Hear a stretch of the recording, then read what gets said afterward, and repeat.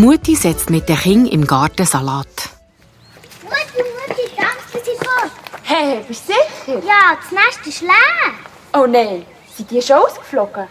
Ah, drum! Heute Morgen hat die Amselmutter ganz lang so aufgeregt piepsen. Ja, und der Miku war unter dem Nest und hat gegen raufgeschaut und das Maul geschleppt. Hat die Katze die junge Amseli gefressen? Aua, die hat nicht zum Nest rauf klettern. Aber vielleicht hat der Miku eine Amsel verwünscht, weil die lernt fliegen. Hallo! Hallo Tom! Was ist los?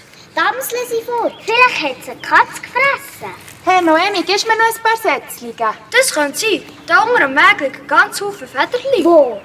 Unter dem Haus, mitten auf dem Strässli. So, da kannst du den Rest der Sätzchen haben. Ich gehe schauen. Hey, geht's noch? Das wäre jetzt schon noch schade um die Amsel. Die arme Amselmutter. So lange ist sie auf die Eier gehockt und hat sie ausgebrütet. Und dann hat sie die jungen Vögel Gang und Gang wieder gefüttert. Ja, die haben mega fressen. Die Mutter hat ja gar keine Ruhe mehr gehabt. Alpart ist sie mit Würmchen im Schnabel zu fliegen. Denen habe ich so gerne zugeschaut. Schade.